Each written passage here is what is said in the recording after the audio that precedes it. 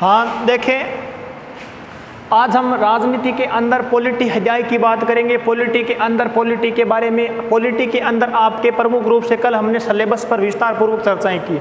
Syllabus के अंदर यदि राजनीति के सिलेबस की बात करें तो आपके अंदर वैसे तो राजनीति का सिलेबस बहुत लंबा होता है, लेकिन आपके सिलेबस की दृष्टि से, आपके एग्जाम की दृष्टि से राजनीति के अंदर 7 से 8 प्रकार के महत्वपूर्ण टॉपिक लगते हैं। इसके अंदर आपके एक तो भारत की राज्य व्यवस्थाओं के बारे में दे रखा है और एक आपकी राजस्थान के बारे में, राजस्थान की राज्य व्यवस्थाओं के बारे में दे रखा है। राजस्थान की राज्य व्यवस्थाएं व भारत की राज्य व्यवस्थाएं, दोनों में अंतर क्या है? दोनों में अंतर ज़्यादा कुछ नहीं है। वैसे दोनों राज्य व्यवस्थाओं के बारे में अंतर क्या है? समान है। सबसे पहले भारत की राज्य व्यवस्थाओं के बारे में आपको क्या क्या जानकारी रखनी है? सबसे पहले भारत की राज्य व्यवस्थाओं के बारे में देखें तो हम पढ़ेंगे कौन सा इतिहास? संवैधानिक इतिहास। संवैधानिक इतिहास के बारे में सबसे पहले चर्चा करें तो संविधान के बारे में। संवैधानिक इतिहास की शुरुआत कब होती है? एक तो संवैधानिक विकास के बारे में पढ़ेंगे जिसमें आपका बचेगा नॉर्मल शाखा है संवैधानिक इतिहास, और दूसरा है ब्रिटिश शासन। संवैधानिक इतिहास के बारे में बात करेंगे, यानी कि सबसे पहले राजनीति के अंदर संवैधानिक जब इतिहास की चर्चा करते हैं तो संवैधानिक इतिहास कब से कब तक है? आपका 1673 से लेकर के 1673 का क्या आता है? Regulating act. रेगुलेटिंग एक्ट के अलावा पिट्स इंडिया एक्ट, फिर आपके 4 चार्टर एक्ट आते हैं। एक आपका 1793 के अंदर आता है, एक आपका 1813 के अंदर आता है, एक आपका 1833 के अंदर आता है और एक आपका 1853 के अंदर आता है। 1853 में जैसे ही आता है उसके बाद में 1857 की क्रांति प्रारंभ हो जाती है, और जैसे ही 1857 की क्रांति प्रारंभ होती है तो यहाँ पर आपके जैसे ही EIC का शासन क्या हो जाता है? समाप्त हो जाता है। फिर ब्रिटिश सत्ता अपने हाथ में शासन को ले लेती है, और ब्रिटिश सत्ता कब लेती है शासन को अपने हाथ में? 1858 के अंदर। जैसे ही 1858 के अंदर ब्रिटिश शासन सत्ता अपने शासनकाल के अंदर आती है। ब्रिटिश शासन सत्ता का शासनकाल कब से कब तक होता है? यानी 1858 से ब्रिटिश सत्ता जब शासन करती है तो शासन करेगी तो उसमें क्या करेंगे? जब तक भारत आज़ाद नहीं होता है, अर्थात 15 अगस्त 1947 तक ब्रिटिश इंडिया महारानी, उस समय कौन सी? एलिजाबेथ आती है EIC के अंदर, और एलिजाबेथ जैसे ही आती है तो ब्रिटिश सत्ता अपने हाथ में शासन को ले लेती है, और शासन को हाथ में लेने के बाद में आपका संवैधानिक इतिहास समाप्त हो जाता है, और आपका इतिहास कौन सा लागू हो जाता है? ब्रिटिश शासन का इतिहास। यहाँ पर आपको ये जानकारी पढ़नी है, और एक पढ़ना है आपको भारत की राज्य व्यवस्थाओं के बारे में। भारत की राज्य व्यवस्थाओं में आपका महत्वपूर्ण 4 से 5 प्रकार के टॉपिक लगेंगे। सबसे पहले क्या क्या पढ़ेंगे, क्योंकि पढ़ाई तो सब करते हैं, लेकिन कितने समय के अंदर कितना डीपली जाना है और कितना पढ़ना है, उसलिए ये दृष्टि सबसे बड़ी महत्वपूर्ण होती है। राजनीति के अंदर आपका पोर्शन लगता है भारतीय राज्य व्यवस्थाओं के अंदर। मेरा दिमाग खराब हो चुका है क्या? मैंने कितनी बार बोल दिया क्लास में जब पढ़ाएं तब बिल्कुल भी आवाज़ ना करें। हाँ, आपके राष्ट्रपति, उपराष्ट्रपति, प्रधानमंत्री, मंत्रिपरिषद और महान्यायवादी राज्य व्यवस्थाओं के अंदर आपको इतना ही देखने को मिलता है। उसी प्रकार से राजस्थान की राज्य व्यवस्थाओं के बारे में या राज्य की राज्य व्यवस्थाओं के बारे में देखने को मिलेगा तो एक आपका मिलेगा मुख्यमंत्री, राज्यपाल और कौन सा? मंत्रिपरिषद। ये आपको देखने को मिलती है। उसके अलावा आपको सर्वोच्च न्यायालय, जैसे आपका हाई कोर्ट है, आपका सुप्रीम कोर्ट है, ये देखने को मिलेगा आप। इसके अलावा आपको एक मिलेगा स्थानीय स्वशासन व शहरीय स्वशासन, यानी 73वां संविधान संशोधन 1992 और 74वां संविधान संशोधन 1993। ये 3 चीज़ें ध्यान में पड़ेंगी। सबसे पहले आप आज हेडिंग डालें अनुसूचियों के बारे में, यानी आज क्या पढ़ेंगे हम? अनुसूची। ये बहुत ही सरल, ज़्यादा कुछ देखने वाली बात नहीं है। मात्र अनुसूचियाँ कितनी? 12 अनुसूचियाँ हैं। सबसे पहले अनुसूची की शुरुआत करेंगे। अनुसूचियों की संख्या पहले कितनी थी, अब कितनी हुई? यानी यहाँ पर देखें अनुसूचियों के बारे में, तो अनुसूचियाँ मूल संविधान में कितनी मिलेगी आपको? मूल संविधान, और मूल संविधान के अंदर अनुसूचियों की संख्या की यदि बात करें तो आपकी कितनी मूल संविधान के अंदर? 8 तो मूल संविधान के अंदर है। क्या इसके अंदर संशोधन भी हुआ? क्या? बिल्कुल हुआ। संशोधन होने में सबसे पहले, यानी वर्तमान के अंदर ये कितनी है? वर्तमान के अंदर अनुसूचियों की बात करें तो वर्तमान के अंदर अनुसूचियों की संख्या कितनी? 12। यहाँ पर आप इतना देखें कि कितनी नहीं जोड़ी गई? 4 नहीं जोड़ी गई। यानी 1947 तक आपकी कितनी अनुसूचियाँ थी? उसकी संख्या कितनी थी? आपकी 8 थी। इसके अलावा अनुसूचियों में परिवर्तित किया गया, और अनुसूचियों की वर्तमान में संख्या कितनी? आपकी 12। यहाँ पर आपको देखने के बाद में एक आपका प्रश्न और बनता है अनुसूचियों के बारे में। सबसे पहली अनुसूची आपकी कौन सी है? सबसे पहली अनुसूची के बारे में बात करें तो आपका पहली अनुसूची के अंदर क्या दे रखा है, राज्य व संघ क्षेत्र। यानी पहली अनुसूची के इतना कहा गया है कि भारत क्या होगा, एक राज्यों का या एक क्या होगा, क्षेत्र का संघ होगा। यहाँ पर तो बात ठीक थी। इसके अलावा दूसरी अनुसूची के अंदर क्या कहा गया है, दूसरी अनुसूची में क्या कहा गया है, वेतन, और वेतन के अलावा क्या बताया गया है, भत्ते बताए गए हैं। यानी प्रत्येक जो आपकी राजनीति के अंदर जिस प्रकार से सैलरी की बात करते हैं, प्रधानमंत्री का वेतन कितना होता है, राष्ट्रपति का वेतन कितना होता है। वर्तमान के अंदर राष्ट्रपति का वेतन 5 लाख रुपए है। राष्ट्रपति का वेतन 5 लाख रुपए होता है तो उसका भत्ता कितना होता है, अर्थात पेंशन कितनी मिलती है, पेंशन मासिक होती है या वार्षिक होती है, वेतन किस प्रकार से मिलता है, इन चीज़ों के बारे में क्या करेंगे, अध्ययन करेंगे। यहाँ पर आपका दूसरे के बारे में अनुसूची में वेतन व भत्तों का उल्लेख किया गया है।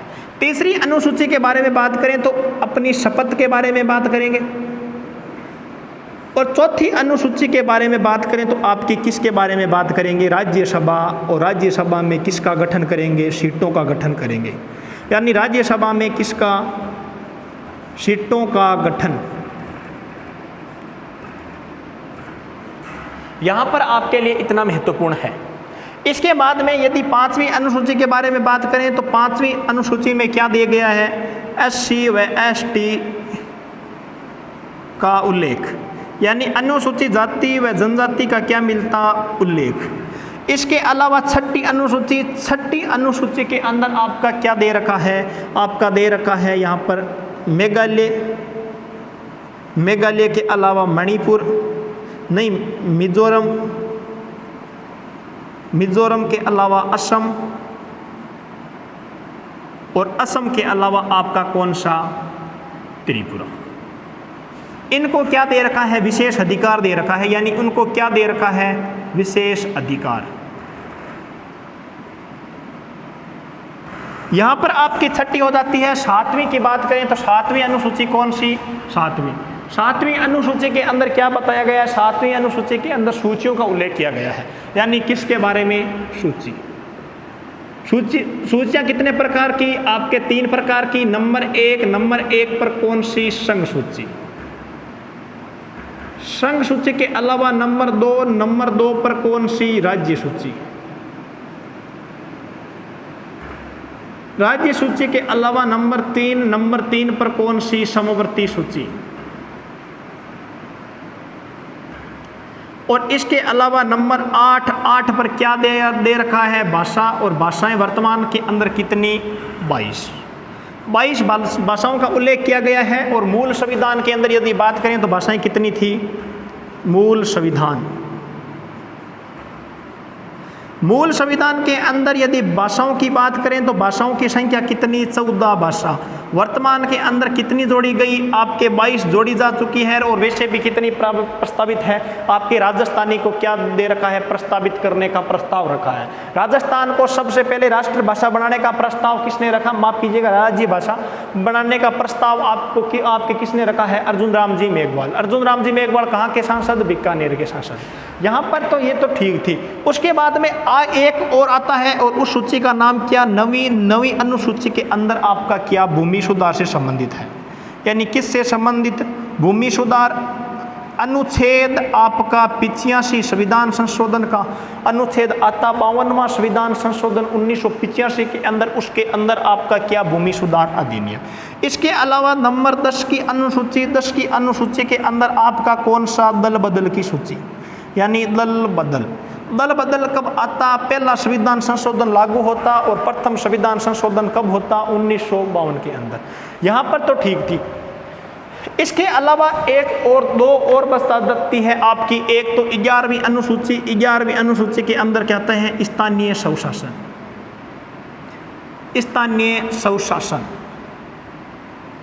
और स्थानीय स्वशासन के अलावा नंबर 12 पर कौन सा स्वशासन, शहरी स्वशासन। यहाँ पर सभी के बारे में बात करेंगे। यहाँ तो सिर्फ आपको मोटा रिवाइजन अभी करवाया गया है, बातें बहुत कुछ पढ़नी है हमें। यहाँ पर देखें क्या होता है। सबसे पहले मूल संविधान के अंदर अनुसूचियाँ कितनी अनुसूचियाँ, 8 अनुसूचियां भारत के मूल संविधान के अंदर आती है और 8 अनुसूचियां भारत के जब मूल संविधान के अंदर आएगी तो सूचियों में क्या होगा, परिवर्तन होगा। परिवर्तन कितने प्रकार से होगा, परिवर्तन में 4 नई सूचियां जोड़ी जाएंगी, नवी सूची आपके दल बदल की जोड़ी जाएगी, 10वीं आप नवी सूची भूमि सुधार के बारे में जोड़ी जाएगी, 10वीं दल बदल के बारे में जोड़ी जाएगी, 11वीं सूची आपकी शहरीय स्वशासन और 11वीं स्थानीय स्वशासन व 12वीं कौन सी, शहरीय स्वशासन। 12वीं सूची शहरीय स्वशासन के बारे में जोड़ी जाएंगी तो क्या इस प्रकार से होगा, यानी कौन सा संविधान संशोधन के माध्यम से जोड़ेंगे, 73वें संविधान संशोधन के माध्यम से 11वीं अनुसूची जोड़ी जाएगी। 11वीं अनुसूची में कौन सा संविधान संशोधन यूज लेते, 13वां संविधान संशोधन, और ये 13वां संविधान संशोधन कब आता, 1992 के अंदर। 1992 के अंदर 13वां संविधान संशोधन आ चुका है लेकिन पारित नहीं हुआ। पारित सबसे पहले संविधान संशोधन आता तो किसके पास जाता, संसद के पास। संसद में कितने सदन आते आपके, संसद के अंदर 2 सदन, एक सदन का नाम कौन सा, राज्यसभा, एक सदन का नाम कौन सा, लोकसभा। लोकसभा में जैसे ही पारित होता है, यानी पहले जिस दोनों सदनों में कोई प्रस्ताव पारित होने के बाद में किसकी अनुमति लेते, राष्ट्रपति की। जैसे ही राष्ट्रपति उस संविधान संशोधन या बिल पर साइन करता तो वो क्या बन जाता, एक धन विधेयक बन जाता। यह क्या बन जाता, संविधान संशोधन बन जाता। यह संविधान संशोधन की प्रक्रिया थी। संविधान संशोधन के बारे में डीपली ज़्यादा जाने की जानकारी नहीं है, क्योंकि कांस्टेबल की भर्ती के अंदर पटवार और छोटी वैकेंसियों के अंदर इससे ज़्यादा कुछ पूछा नहीं जाता, लेकिन पूछा जाएगा तो आप हालांकि इस चीज़ों का और इन प्रश्नों का क्या कर दोगे, उत्तर दे दोगे। इसके अलावा 12वां संविधान संशोधन में क्या होता है, शहर की परिभाषा दे रखी है, शहरीय सुशासन के बारे में, और ये कब आता, ये 74वां संविधान संशोधन आता 1992 के अंदर। दोनों को लागू कब किया गया, स्थानीय सुशासन को आपके 24 अप्रैल 1993 को लागू किया गया, और इसी समय हम कौन सा दिवस मनाते हैं, पंचायती राज दिवस मनाते हैं। और इसी के साथ में शहरीय स्वशासन की बात करें तो ये भी आपके कब लागू किया गया, ये आपका लागू किया गया 1 जून 1993 के अंदर शहरीय स्वशासन की व्याख्या को लागू किया गया। यहाँ पर तो ठीक था, यहाँ पर 3 सबसे पहले संघ आता। संघ पहले कौन आता कि राज्य व क्षेत्र का क्या आता, संघ आता, यानी संघ व राज्यों का क्षेत्र कौन होगा, भारत होगा। ये किसके अंदर बताया गया है, वर्तमान के अंदर भारत के अंदर जिले कितने, माफ कीजिएगा, वर्तमान के अंदर भारत के अंदर राज्य कितने, 28। वर्तमान के अंदर राजस्थान में भारत के अंदर केंद्र शासित प्रदेश कितने, 8। पानी पी लेंगे, 8। इसके अलावा नंबर 2 दूसरी अनुसूची के अंदर क्या उल्लेख किया गया, वेतन का, यानी किसका, सैलरी का। वेतन किस किस को मिलेगा, कितना मिलेगा, इसके बारे में बताया गया है। तीसरी अनुसूची के अंदर आपके जो बड़े पद हैं, जिस प्रकार से प्रधानमंत्री है, जिस प्रकार से मंत्री परिषद है, राज्यपाल यानी मुख्यमंत्री है, और मुख्यमंत्री की मंत्री परिषद है। यानी ध्यान रखना, अनुसूची 3 के अंदर राज्यपाल, उपराष्ट्रपति व आपका राष्ट्रपति, यानी राष्ट्रपति, राज्यपाल व उपराष्ट्रपति, इन तीनों का तीसरी अनुसूची में शपथ का उल्लेख नहीं मिलता है। और वैसे राष्ट्रपति का, उपराष्ट्रपति का कोई पद नहीं होता है, वो एक क्या होता है, राज्यसभा का सभापति होता है। यहाँ पर तो आपकी बात ठीक थी। तीसरी अनुसूची आ गई। चौथी अनुसूची के अंदर राज्यसभाओं के सीटों के वर्गीकरण के बारे में पढ़ेंगे। 5वीं अनुसूची के अंदर SC व ST के बारे में पढ़ेंगे। 7वीं अनुसूची के अंदर सूचियां पढ़ेंगे, यानी संघ सूची में कार्य कौन करता, राज्य सूची में कार्य कौन करता व समवर्ती सूची में कार्य कौन करता। इसके अलावा 8वीं अनुसूची के अंदर आपको क्या बताया गया है, भाषाएं बताई गई है। मूल संविधान में कितनी भाषाएं जोड़ी गई, अब वर्तमान के अंदर कितनी है, राजस्थानी को राजभाषा जोड़ने का जो दायरा है वो आपका दिया गया है, लेकिन अभी तक क्या नहीं करी गई है, जोड़ी नहीं गई है। हालांकि संशोधन चल रहा है, बहुत जल्द राजभाषा को क्या कर दिया जाएगा, जोड़ दिया जाएगा। यहाँ पर तो आपकी बात फिर भी ठीक थी। 9वां भी आएगा। 9वें के अंदर क्या होगा, आपका भूमि सुधार होगा। भूमि सुधार यहाँ पर प्रथम संविधान संशोधन 1952 के अंदर आता।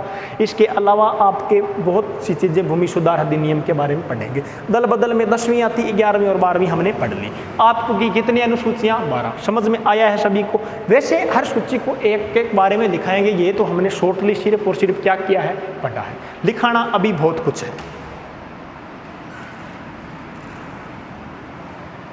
इसको उतारने की कोई ज़्यादा ज़रूरत नहीं है, नहीं, क्योंकि वैसे भी आपको एक एक क्या किया जाएगा, लिखाया जाएगा।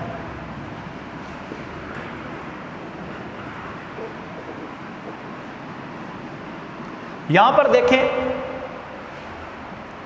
सबसे पहले हेडिंग डालें। हेडिंग डालेंगे तो कौन सी अनुसूची आएगी, पहली अनुसूची के अंदर अपन ने क्या चर्चाएं की, यानी पहली अनुसूची के अंदर क्या बताया गया है, संघ व राज्य क्षेत्र बताया गया है। यहाँ पर लिखें संघ व राज्य क्षेत्र। यहाँ पर क्या बताया गया है, संघ व राज्य क्षेत्र से आप क्या समझते हैं, आप कितना समझते हैं, ये आपके लिए जरूरी है।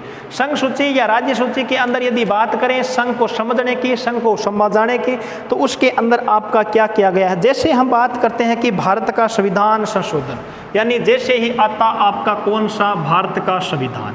यहाँ पर इतना समझे में, यानी यहाँ पर देखिए 26 जनवरी 1950 क्या मनाते, गणतंत्र दिवस मनाते। गणतंत्र दिवस मनाएंगे, हमने सिर्फ और सिर्फ अभी तक इतना पढ़ा है कि भारत जब स्वतंत्र हुआ तो भारत के अंदर राज्य कितने, 25 राज्य भारत के अंदर थे। आपका 26वां राज्य कौन सा बनता, 36वां राज्य आपका बनता कौन सा, छत्तीसगढ़।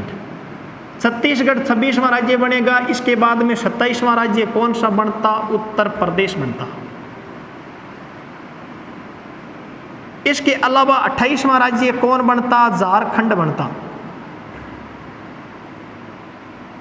झारखंड के बाद में 29वां राज्य तेलंगाना बनता। हमने जो पीछे के जो राज्य थे उनके बारे में कोई ज़्यादा जानकारी और ना कोई चर्चाएं की है। सबसे पहले आता छत्तीसगढ़। छत्तीसगढ़ में क्या होता, छत्तीसगढ़ यहाँ पर बनता किससे अलग होकर के, एमपी से अलग होकर के, और ये कब बनता, 1/11/2000 को बनता।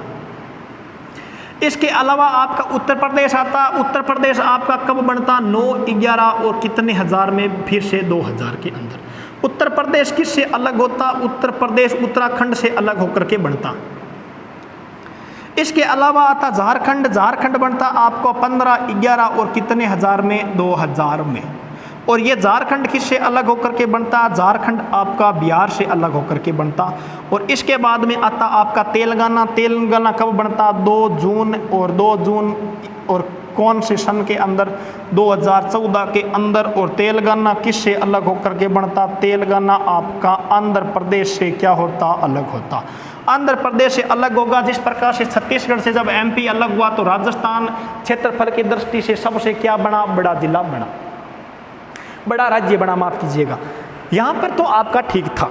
यहाँ पर आता है आपका क्या, यानी पहले कौन सी शासन प्रणाली हम पढ़ते थे, हम यह सभी पढ़ते आ रहे हैं। जब हमने एकीकरण पढ़ा था तो हमने एक बात कही थी कि राजस्थान एकीकरण की दृष्टि से राजस्थान के अंदर रियासतें कितनी, 19। राजस्थान के अंदर केंद्र शासित प्रदेश कितना, 1। राजस्थान के अंदर ठिकाने कितने, 3। यानी 19 रियासतें, 3 ठिकाने, 1 केंद्र शासित प्रदेश राजस्थान में एकीकरण के समय तक था। यहाँ तक फिर भी बातें ठीक थी। यानी जब राजस्थान या भारत जब स्वतंत्र होता है तो भारत में कौन सा काल चलता है, रियासती काल चलता है। रियासती काल में क्या होता है, ये चीज़ थोड़ी ध्यान से देखें। रियासती काल में मैंने कहा ABCD की क्या आती है, विशेषताएं आती हैं। यानी कौन सा आता, ABCD का शासनकाल आता। यहाँ पर क्या आपका A, यहाँ पर आपका क्या B, और यहाँ पर आपका क्या C, और यहाँ पर आपका क्या D। यहाँ पर ए के अंदर क्या थे, आपके प्रांत थे। B के अंदर क्या थी, B के अंदर आपकी रियासतें थी, रियासतें। व C के अंदर आपको केंद्र शासित भागों के अंदर बांटा गया था। और D के अंदर आपका क्या आता है, द्वीप आता है। और भारत के अंदर कितने द्वीप, 1। द्वीप का नाम कौन सा था, आपका अंडमान द्वीप। यानी कौन सा, अंडमान द्वीप था।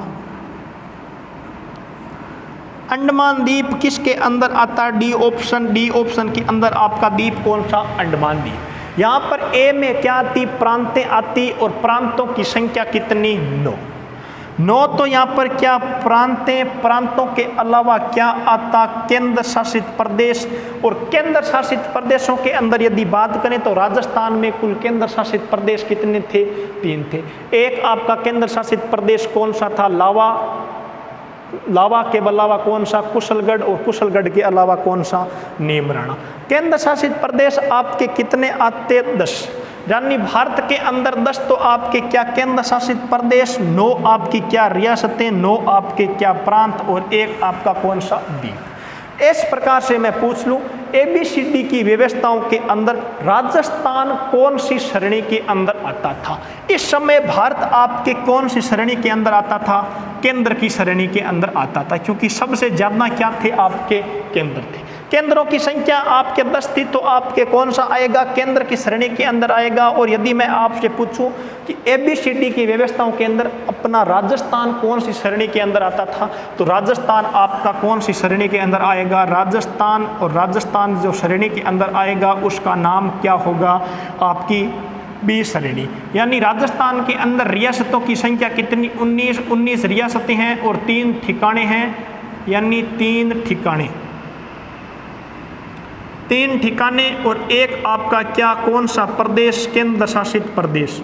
इस प्रकार से मैं पूछ लूं ABCD की व्यवस्थाओं के अंदर केंद्र शासित प्रदेश तो आपका 1 था, तो अजमेर मेरवाड़ा कौन सी श्रेणी के अंदर आएगा, अजमेर मेरवाड़ा।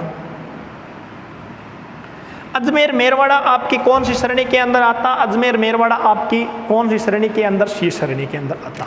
यहाँ पर राजस्थान का जब एकीकरण होता है, अर्थात राजस्थान का दिवस अब कब मनाते, 30 मार्च को मनाते। 30 मार्च यानी राजस्थान का एकीकरण कितने चरणों के अंदर पूरा होता, राजस्थान का एकीकरण आपके कुल कितने चरणों के अंदर पूरा होता, राजस्थान का एकीकरण आपके कुल कितने चरणों के अंदर पूरा होता, राजस्थान का एकीकरण आपके 7 चरणों के अंदर पूर्ण होता। राजस्थान का एकीकरण 7 चरणों के अंदर पूरा होगा, तो राजस्थान के एकीकरण के बारे में 30 मार्च को हम राजस्थान दिवस मनाते, 1 नवंबर को हमारा राजस्थान का एकीकरण दिवस पूर्ण होता है, तो हम क्या मनाते, राजस्थान स्थापना दिवस मनाते। यहाँ पर भी ठीक था, यहाँ पर आपका एक सब कुछ हो चुका है और यहाँ पर आपका क्या बन चुका है, आधार। यहाँ पर इतना उतारें, उसके बाद में क्या चलें आगे।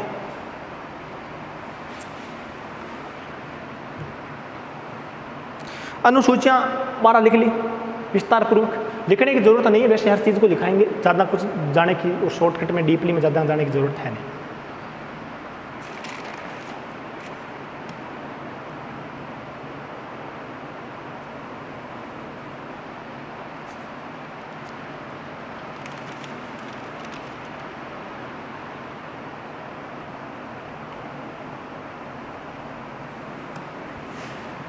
देख ले मैं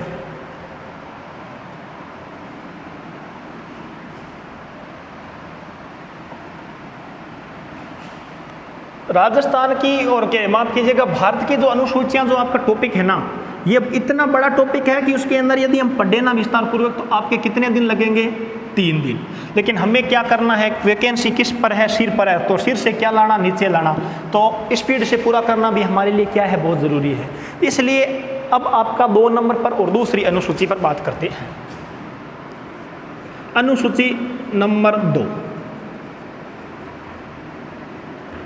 अनुसूची नंबर 2 क्या कहती है, अनुसूची 2 के अंदर क्या वेतन।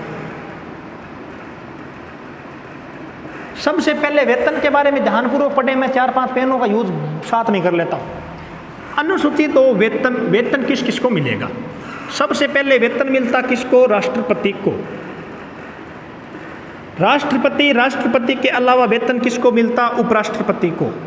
हालांकि एक बात याद रखना, इस प्रकार से आ जाए परीक्षा के अंदर प्रश्न, उपराष्ट्रपति का वेतन होता है। यदि ऑप्शन के अंदर दे रखा है 0 रुपये, तो आपको 0 रुपये करके आना है। वैसे उपराष्ट्रपति का कोई वेतन नहीं होता है, वो राज्यसभा का सभापति के रूप में वेतन ग्रहण करता है, और उपराष्ट्रपति का वैसे कोई पद नहीं होता है, ठीक है। यहाँ पर उपराष्ट्रपति के अलावा आपका कौन आएगा, प्रधानमंत्री आएगा।